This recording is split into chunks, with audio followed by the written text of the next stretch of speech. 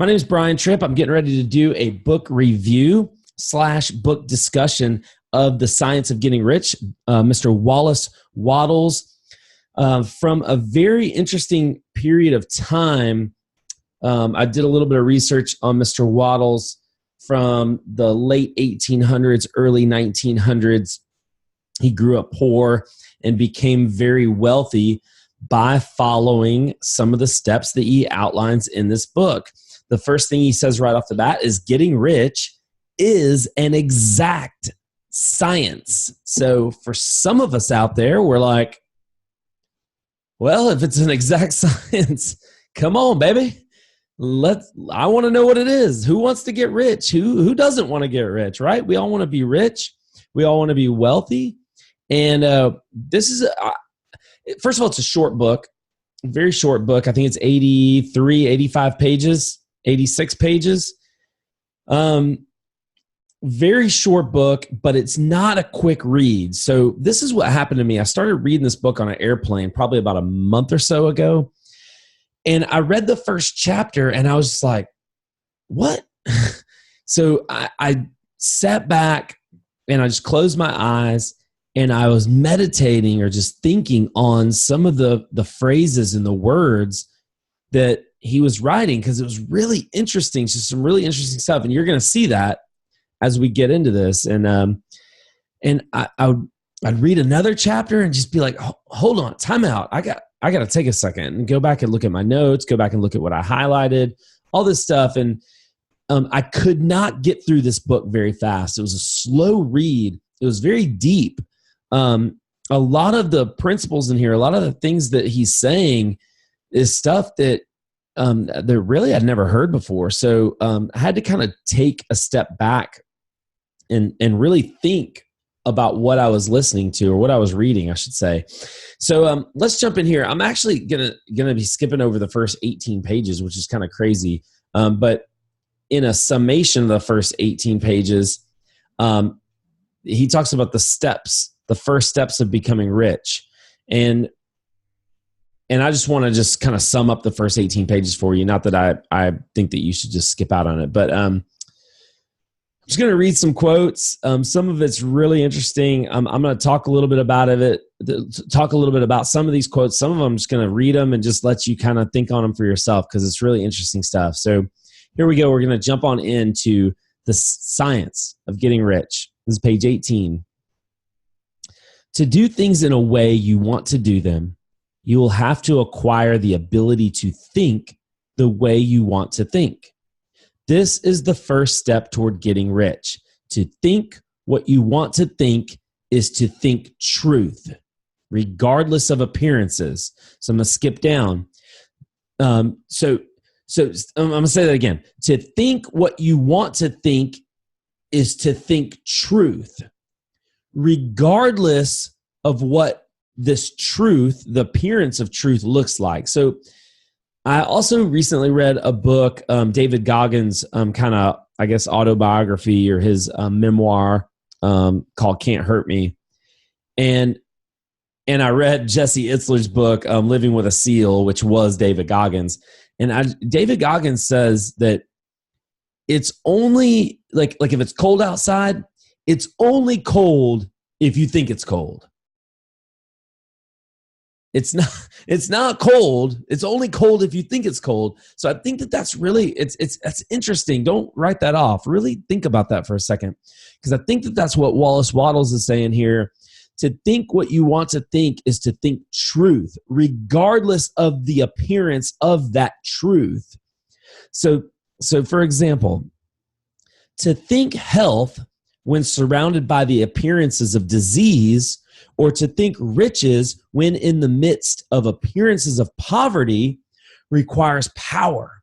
But he who acquires this power becomes a master of his mind, a mastermind. So to think of health when we have the appearance of disease, what's the truth there? Is truth health or is truth disease? To think health when we're surrounded by what we think appears to be disease, or to think that we're rich in the midst of poverty, that requires true power. And he who acquires this power becomes a master mind, a master of his mind. Really interesting section of that book. Now I think I know what you. I hope that you understand why I said that this book requires you to really think. You can't just like fly through this book, even though it's only 80-something pages. You really have to take the time to kind of meditate on some of these things and just kind of like, what does this mean? You know. So I want to skip down. The next point I want to make, and I think you can see my outline here that I'm going to be going over. The next point here is page 24 and page 25, talking about competition. This is a big thing for me. I say a lot. I think a lot of people that we're around say, collaborate, don't compete. You know, try to figure out ways that you can collaborate with people that are around you that are in the same space as you. Don't compete. Well, Wattles actually says it differently. He doesn't say to collaborate. He says to create. Create, don't compete. Create. So I want to just read a couple of passages here. You must get rid of the thought of competition. You are to create, not to compete for what is already created. You are to become a creator, not a competitor. You're going to get what you want, but in such a way that when you get it, every other man will have more than he has now. So he talks a lot in this book about that philosophy or that theory of create, don't compete. And the big difference he says over and over is when you compete, you're competing for something that's limited. But when you create, you not only create something for you, but you create something for everyone. You create something that's available for everyone, not just yourself. So I think that's really interesting. Riches secured on the competitive plane are never satisfactory and permanent. They are yours today and another's tomorrow. Remember, if you are to become rich in a scientific and certain way, you must rise entirely out of the competitive thought. You must never think for a moment that the supply is limited. Just as soon as you begin to think that all the money is being cornered and controlled by bankers and others, and that you must exert yourself to get laws passed to stop this process and so on, in that moment, you drop into the competitive mind, and your power to cause creation is gone for the time being. And what is worse, you will probably arrest the creative moments you have already instituted, which means your creativity is going to be gone. It's deep. It's deep. I'm telling y'all, it's deep. It's deep stuff. You might have had to just rewind what I just said. So I'm going to move on to the next point, which this is, guys, excuse me, this is really kind of the crux of what I believe in and who I am. I say it all the time, you got to give value. Page 28, give every man more in use value than you take from him in cash value. Okay? Give every man more in use value than you take from him in cash value. Then you are adding to the life of the world by every business transaction. Basically give more than what you accept back in return for whatever you charge. So if you have a product or a service that you charge for, go above and beyond. Go above and beyond. And don't just give them, don't just let it be equal exchange. Go above that. Go beyond that. Give them way more. Under promise and over deliver, right? So I love that. I think that's awesome. In page 31, by the way, guys, he talks about God in this book a lot. So this is really interesting when he's talking about asking God. So you need not hesitate to ask largely. Your part is to focalize and express the desire to God. This is a difficult point with most people. They retain something of the old idea that poverty and self-sacrifice are pleasing to God. They look upon poverty as a part of the plan, a necessity of nature. They have the idea that God has finished his work and made all that he can make, and that the majority of men must stay poor because there's not enough to go around. Well, check this out. They hold to so much of this erroneous thought that they feel ashamed to ask for wealth. Is that you? Do you feel ashamed to ask for wealth or riches? They hold so much of this erroneous thought that they feel ashamed to ask for wealth. They try not to want more than a very modest competence, just enough to make them fairly comfortable. Is this you? This used to be me. This totally used to be me. I used to go around saying, I don't want to be rich. I don't want a bunch of money. I don't want to be rich. I just want enough. I just want my bills to be paid. I don't need all this glitz and glamour and stuff. I just need enough. Just give me enough to get my bills paid, and maybe every once in a while, buy something nice. That's it. I'm good. I'll be satisfied. I'll be content. Is that you? That is a limiting belief. That is a limited way of thinking. And Wallace Wattles is calling you out. You, this is you. Maybe. Am I talking to you? Is this resonating with you? You hold to so much of this erroneous thought that you feel ashamed to ask for wealth. Do you feel ashamed to ask for wealth? You try not to want more than a very modest competence, just enough to make you feel comfortable. You get out of it. You got to get out of that. And let's move on. This is really big. There's a whole chapter on gratitude, and gratitude is one of the most important things that we can all express in our lives. And every single day, I get chills by just being grateful for what I already have. And I've been doing this for a long, long time. The gratitude thing, that you have to be grateful for who you are and what you have in that moment, no matter what. There's always someone with a worse situation than you. This is a statement of psychological truth. And if your gratitude is strong and constant, the reaction in formless substance will be strong and continuous. The movement of the things you want will be always toward you. Notice the grateful attitude that Jesus took, how he always seems to be saying, I thank thee, Father, that thou hearest me.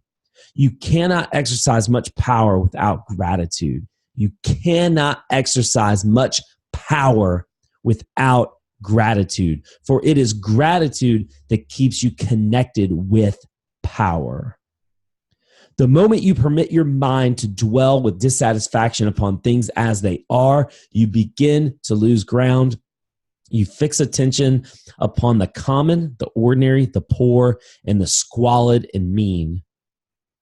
And your mind takes the form of these things. Then you will transmit these forms or mental images to the formless, and the common, the poor, the squalid, and the mean will come to you. Basically, it's like when you're putting yourself in a position where you're not grateful for what you have and your woe is me, well, guess what? That stuff's just going to keep coming to you.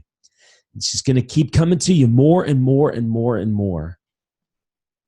On the other hand, to fix your attention on the best is to surround yourself with the best and to become the best. The grateful mind is constantly fixed upon the best.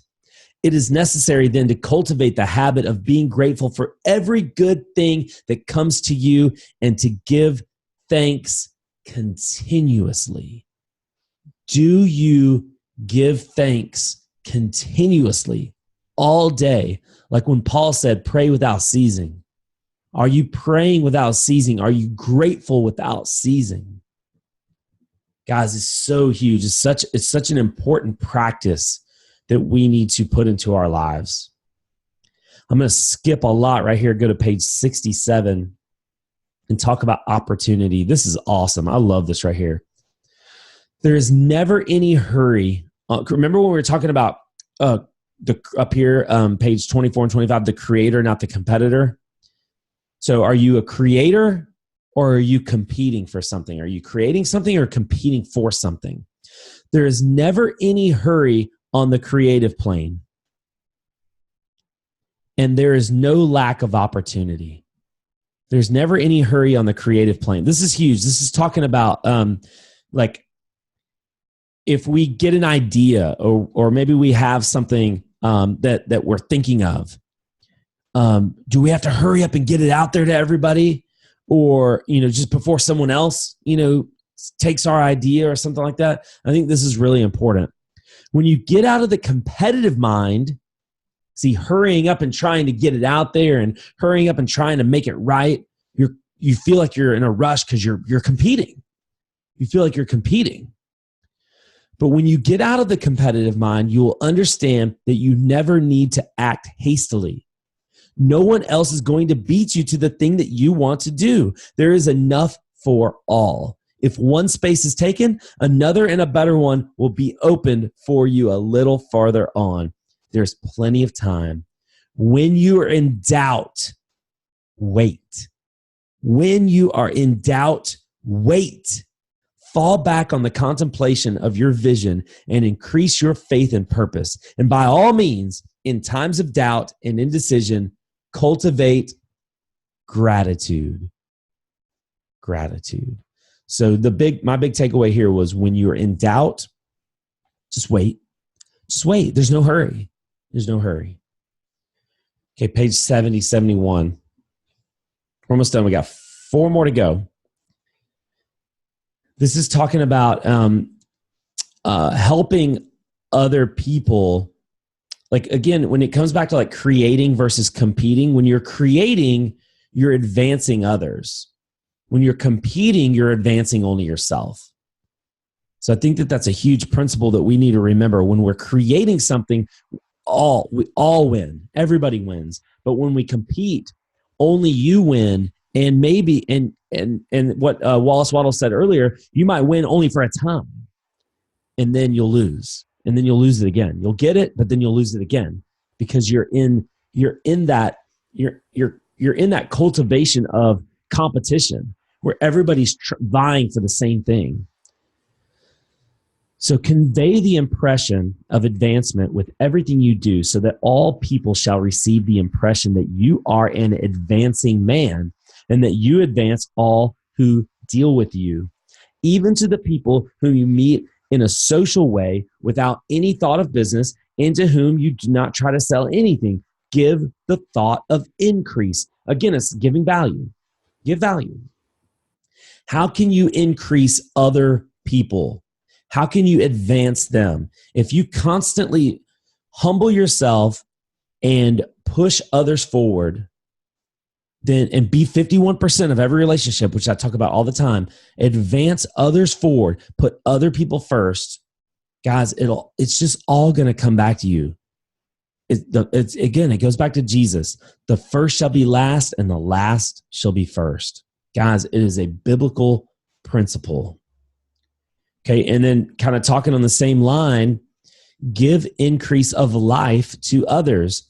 No matter whether you are a physician, a teacher, or a clergyman, if you can give increase of life to others and make them sensible of the fact, they will be attracted to you and you will get rich. You'll get rich. Page 83. Got 2 more here. I just wanted 2 more little quotes here. I want to give you guys 2 little nuggets. Okay. This is talking about what should you do when you have off time, when you have leisure time. Okay. Study this book. Make it your constant companion until you have mastered all the ideas contained in it.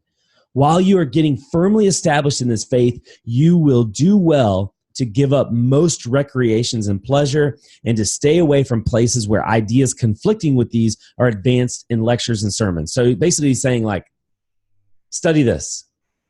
Guys, I've given you like 10 points today, and they're all pretty deep, and they require a lot of thought. They require a lot of meditation if you really want to take it to the next level.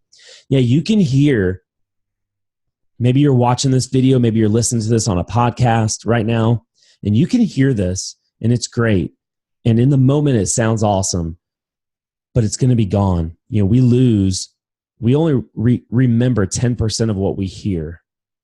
So when you hear this right now, you're only going to retain 10%. So go back, meditate, and study on some of these principles to where you can actually like really get it inside of you. I know a couple of people who've been reading this book for a long time. They say they read it every single year. So this is definitely one of the books for me that I'm going to put in my cycle. I'm going to read this every single year. It's just one of those things. But here's the point. This is interesting. You will do well to give up most recreations and pleasure. Spend most of your leisure time in, guys, this is huge. If you don't take anything else, take this. This is the point of the whole thing right here. Spend most of your off time, your leisure time, in two things, in contemplating your vision and in cultivating gratitude. Contemplating your vision and cultivating gratitude. If you spend most of your time doing those things, you start to visualize what it is you truly want. And you'll start to ask bigger questions. You won't ask, how can I get this? That's not a good question to ask, is how can I get this? A better question to ask is who? Who should I surround myself so that I can have this? Who has the answers to this so I can get that? Who? Don't ask how, ask who. It's going to help you. It's going to help you huge. And then the last thing, really just a little bit of a summary, just kind of sum it all up. I just want to read you this one paragraph, then we'll get out of here. Man must form a clear and definite mental image of the things he wishes to have, to do, or to become. And he must hold this mental image in his thoughts while being deeply grateful to the Supreme that all his desires are granted to him. Guys, again, it goes back to the point is those two things. Remember? Those two things. The vision, hold on to your vision, and practice gratitude. So I'm going to read this one more time. Man must form a clear and definite mental image of the things he wishes to have, to do, or to become. And he must hold this mental image in his thoughts while being deeply grateful to the Supreme that all his desires are granted to him. The man who wishes to get rich must spend his leisure hours in contemplating his vision and in earnest thanksgiving that the reality is being given to him. Too much stress cannot be laid on the importance of frequent contemplation of the mental image coupled with unwavering faith and devout gratitude. Mic drop. Bam. Awesome stuff. This is an all-timer book. This is an absolute classic. If you have not read this, go get it. The Science of Getting Rich. I'm going to link it up in the show notes. I'm going to link it up in the description. It's just one of those books that you just have to go back to and read over and over and over and meditate on and contemplate on. If you don't believe the stuff that's going on in this book, guys, you are just not in tune.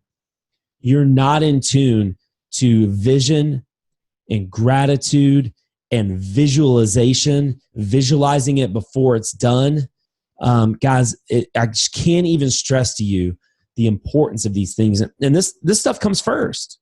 This is the stuff that comes first before you start, getting into other things business-wise. And you got to have the right mindset and the right mind to operate under these circumstances. Guys, I hope that you got some value out of watching this video or listening to this podcast or whatever it may have been, however you heard this. So grateful you tuned in. I love you so much.